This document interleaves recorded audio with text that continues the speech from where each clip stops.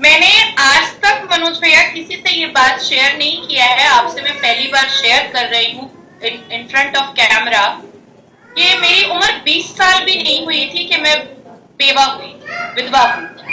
और उसके बाद मैंने एक बच्चे को जन्म दिया। उसी वक्त मैं प्रेग्नेंट थी जब मैं विडो हुई, और तब से लेकर के आज तक मेरा बेटा 14 साल का हो गया है। मैंने आज तक अपना कोई निर्णय नहीं लिया, क्योंकि मेरे गोद में एक बच्चा कोई व्यक्ति छोड़कर मर गया था। सिर्फ इस वजह से कि उसकी परवरिश में कोई कमी ना रह जाए, उसको अगर किसी के साथ शादी करूंगी तो पिता का प्यार दे ना पाए, ये संशय आपके मन में रहा? ये हमेशा मेरे मन में ये शक रहा। और क्योंकि मेरी मुस्लिम कम्युनिटी हमेशा ऑर्थोडॉक्स रही है, हमेशा कंजर्वेटिव माइंड रही है, ये भी एक था। और साथ साथ सबसे बड़ा डर मेरे दिल में ये था कि पिता का प्यार जो मेरे बेटे को मिलना था अपने पिता से, वो कोई भी नहीं दे सकता है। और अगर नहीं दिया तो शायद मैं जीते जी मर जाऊं।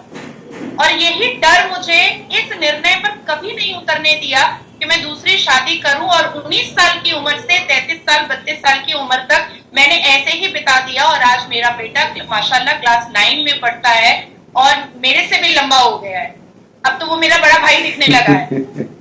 तो माओ के बारे में भारतीय संस्कार से आगे मैं किसी को भी नहीं समझती। दुनिया घुमाऊं। एक औरत के लिए माँ का प्यार और औरत का प्यार, उसमें से अगर चुनना हो तो माँ बच्चे का प्यार चुनती है, बच्चे का। और मैंने वही चुना।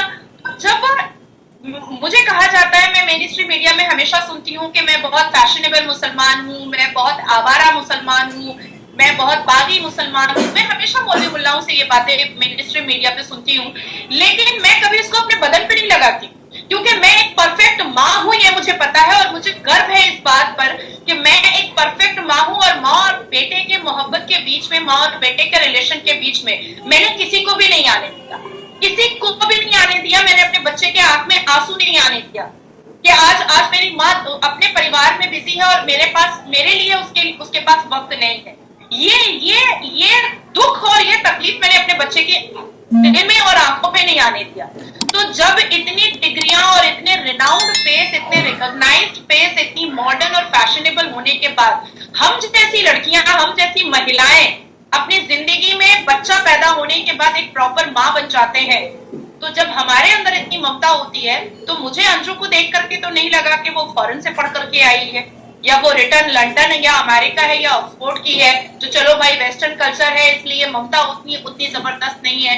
पति था तुम्हारे पास, बच्चे थे तुम्हारे पास, इतना अच्छा पिता था तुम्हारे पास, इतना अच्छा परिवार था तुम्हारे पास, तुम्हें फिर से मोहब्बत हो गई, तुमने सरहद फैला दिया, सरहद ना हो जैसे सर्कस का मैदान हो गया है, मदारी का खेल हो गया है। फिर तुमने वहां से बताया कि वो लोग बहुत अच्छे हैं, रसूलुल्लाह बहुत अच्छा है। अब तुम यहाँ आ गई हो, अब तुम किसको लेने आई हो? उन बच्चों को लेने आई हो जिस बच्चों के साथ तुमने विश्वासघात किया।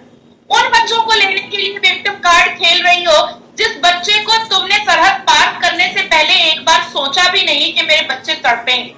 और ये मुझे भी पता है, मैं भी एक लड़की हूँ और आपको भी पता होगा मनोज जी कि जब बच्चे टीन एज में आते हैं तो सबसे ज्यादा उसको माँ की जरूरत होती है। और उसकी बेटी 15 साल, बड़ी बेटी है, 15 साल की बड़ी बेटी 15 साल की है। और ऐसे सिचुएशन पर एक बेटी को माँ की सबसे ज्यादा जरूरत होती है, सबसे ज्यादा। चाहे आप साइंटिफिक तौर से लीजिए, चाहे आप मेंटल तरीके से लीजिए, चाहे आप फिजिकल तरीके से लीजिए, तो बहुत सी ऐसी चीजें बच्चों में, लड़कियों में डेवलप होती है जो माँ ही सॉल्व कर सकती है, इसके अलावा पिता नहीं सॉल्व कर सकता है। फिजियोलॉजिकल चेंज आते हैं बच्चों में, मेंटली चेंज आते हैं, हाँ, पूरे हार्मोन चेंज होते हैं टीनेज में। वैसे सिचुएशन पर आपने अपनी मोहब्बत को पहली तरजीह दी, आपने अपनी मोहब्बत को फर्स्ट प्रायोरिटी दी और आप चले गए। अब ये जो बच्चे का विक्टिम कार्ड खेलने का जो ये चोचला दिखा रही है, ये मैं नहीं मानूंगी, ये बिल्कुल मैं नहीं मानूंगी। अब आती है बात की भारत आ गई है तो मुंह क्यों छुपा रही है, क्यों आप लोगों का जवाब नहीं दे रही है, क्यों मीडिया के सामने नहीं आ रही है, और क्यों पुलिस स्टेशन नहीं जा रही है, क्यों कोर्ट नहीं जा रही है, क्यों नियरेस्ट पुलिस स्टेशन थाना नहीं जा रही है कि मुझे मेरे बच्चे चाहिए भाई।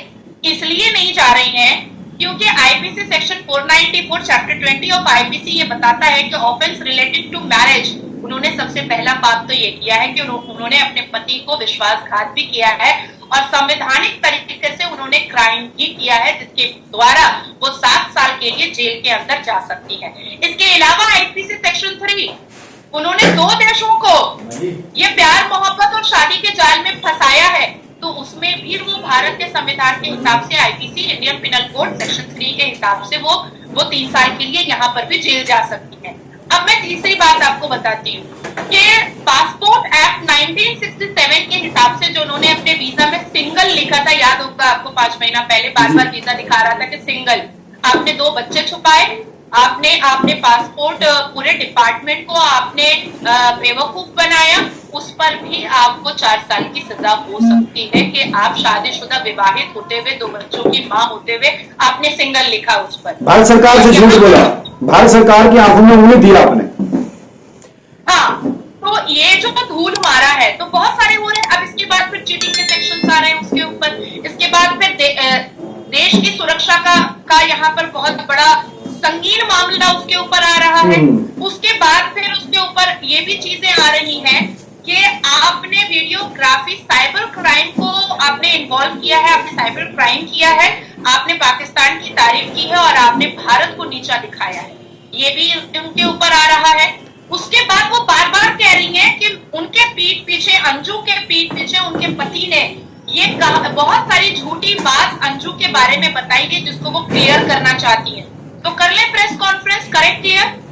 दूसरा झूठ उन्होंने कहा है कि मैंने मैक्स सूट फाइल किया था डिवोर्स का और मैंने सम्मन भी भेजा था। तो चलिए, आपका पति, भारत का पति नहीं दिखा पा रहा है तो आप भी दिखा दीजिए ना जो सम्मन आपने भेजा था। आप रहती राजस्थान में थी, आप दिल्ली से सम्मन क्यों भेजेंगे? और मैक्स सूट लोअर कोर्ट में होता है, हाई कोर्ट में नहीं होता है जो आपको दिल्ली जाना पड़ेगा। तो ये सारे झूठ झाट जो अंजू कर रही है, वो देखिए पाकिस्तान से होकर आई है जो कब्रिस्तान में कन्वर्ट होने वाला है, तो वहां की पाकिस्तानी तो यहाँ पर हम लोगों को भी सोच रही है कि बेवकूफ बना लेगी, तो यहाँ पर हम लोगों को बेवकूफ बनाना एकदम इम्पॉसिबल है, इम्पॉसिबल है। दूसरी चीज मैं आपको बता रही हूँ कि देखिए अंजू के पति के यहाँ पति परमेश्वर के जो बच्चे हैं वो जो पाकिस्तान लेकर जाने की बात कर रही है, क्या पता कि नसरुल्लाह फिर उससे भी निकाह कर ले, क्योंकि हमारे तो इस्लाम में जायज है, हमारे तो इस्लाम में इसलिए फोर्स करके बुला रहे हैं कि उसको लेकर के आओ। और ऐसे भी मुसलमानों को कम एज की लड़कियां ज्यादा पसंद आती हैं, 9 साल की बच्ची पाकिस्तान के मर्दों को पसंद आती है, 11 साल की बच्ची पाकिस्तान के मर्दों को पसंद आती है। मैं थोड़ा सा ब्लंट बोलूंगी कि पाकिस्तान के जो मर्द हैं वो औरत का सलवार देखते रहते हैं, लड़कियों का सलवार देखते रहते हैं कि कब पीरियड्स हो कि हम इसको निकाह मुद्दा में ले लें प्लेजर ऑफ सेक्स के लिए, और या तो फिर हम निकाह में ले लें कि भाई इस्लाम के हिसाब से तो इसका पीरियड स्टार्ट हो गया है तो हम तो निकाह कर ही सकते हैं। तो क्या भरोसा है कि यहाँ, और ऐसे भी आप काफिर हैं, आप तो काफिर हैं भाई। हाँ, वो तो बच्चे हिंदू ही है ना, हिंदू है तो बच्चे तो काफिर है, तो वो काफिर के साथ या तो सरतन से जुदा करेगा, या तो बलात्कार करेगा, या तो निकाह मुद्दा करेगा। और नसरुल्लाह इस्लाम के हिसाब से एक गैर मर्द है उस बच्ची के लिए, अंजू के पहले पति के बच्चे के लिए, तो वो तो मजे में आ रहा, दोनों माँ बेटियों को बीवी बना करके रखेगा, दोनों के साथ हम बिस्तरगी कर सकता है इस्लाम के हिसाब से। अच्छा, ये तो एक इस धर्म के हिसाब से भी कोई दिक्कत नहीं है उसको, सामाजिक रूप से भी कोई उस पर सवाल नहीं उठा सकता, इवन अगर तब अंजू अगर चाहेगी भी कि अगर वो पाकिस्तान के कोर्ट में जाकर के अपनी बेटी को बचाना चाहेगी, तो वहां पर जैसे ही वो कहेगा कि इसकी रगों में, अंजू की बेटी की रगों में किसी गैर मर्द का खून है, तो मेरा तो निकाह जायज है, मेरा तो निकाह जायज है, इसको मैंने थोड़ा पैदा किया है भाई। हमारा इस्लाम अपनी मामी से निकाह करने पर बोल देता है कि अगर मामू मर जाए तो मामी से निकाह हो सकता है, अपनी चाची से निकाह हो सकता है चाचा मर जाए तो, मेरा निकाह मेरे खालू से हो सकता है, मेरे फूफा से हो सकता है अगर मेरी फूफी और खाला मर जाए। तो जब इस्लाम इतना फ्लेक्सिबल है निकाह को लेकर के, शादी को लेकर के, प्रॉफेट मोहम्मद ने अपने पोस्ट बालक, अपने अडॉप्टेड चाइल्ड की बीवी से निकाह किया था, हज़रत ज़ैनब से, ऐसा बताता है ना। तो अंजू और अंजू की बेटी दोनों नसरुल्लाह की बीवी बन सकती है इस्लाम के हिसाब से। तो ये तो बहुत महत्वपूर्ण मुद्दा आपने उठाया है नाजिया जी। तो उस लड़की की भी जिंदगी और स्वतंत्रता बहुत ज्यादा खतरे में हो जाएगी अगर वो चली गई, और ये बात इस महिला ने 4 महीने में नहीं सोची कि तुम करने क्या जा रही हो, सोची नहीं है या इसके पीछे कुछ और साजिश हो। ये भी आप बहुत महत्वपूर्ण बात कह रही है। ये तो पूरा देश को समझना चाहिए, भारत सरकार को समझना चाहिए इस मामले को। आपने आज एक राज खोला ना, वो उससे मैं भी सरप्राइज हूं कि आप 19 साल की उम्र में आप विधवा होगी और तब से लेकर आज तक 19 साल की उम्र में तो लड़कियां शादी नहीं करती नाजिया जी, और आप कह रहे हैं कि मैं बच्चे की मां बन चुकी थी और तब से लेकर आज तक आपने शादी नहीं की। बहुत सारे मर्दों ने आपको भी डोरे डाले होंगे, आपको भी सच्चे झूठे ख्वाब दिखाए होंगे, तो आपका भी तो दिल मचला होगा कि नहीं इतना, मतलब मैं भी जिंदगी फिर से शुरू कर सकती हूँ। मनोज जी, मैं कभी भी किसी लव एंड अफेयर के रिलेशन में ही नहीं हूँ, कभी नहीं। मेरा कोई बॉयफ्रेंड भी नहीं रहा है इस 14 साल के बीच। लेकिन कोशिश तो बहुत सारे, नहीं आप नहीं रही, ये आपकी तरफ से है ना, लेकिन बहुत सारे लोगों ने कोशिश तो जरूर की होगी। हाँ, कोशिश हुई है, रिश्ते आए हैं, बहुत लोगों ने बहुत तरीके से मुझे मनाने की कोशिश की है, समझाने की कोशिश की है, अपने बारे में सोचो, बेटा बड़ा हो जाएगा, वो अपने संसार बसा लेगा, फिर तुम्हारा क्या होगा, मतलब बहुत तरीके से कन्विंस करने की कोशिश की गई है। बहुत अभी भी मेरे ऊपर डोरे डाले जाते हैं, जबकि मैं बेसहारा, कोई पूछता नहीं है मुझसे, लेकिन मैं खुद बताती हूँ कि भाई मैं 14 साल के बेटे की माँ हूँ। अच्छा, जब कोई प्रपोज करता है तो बताते कि हम मदर मैं तो मजाकिया किसी से ये भी बोल देती हूँ कि भैया 10 साल के बाद मैं बहू ढूंढूंगी, तू कहाँ मुझे अपनी गर्लफ्रेंड और बेबी बनाने के चक्कर में लगा है।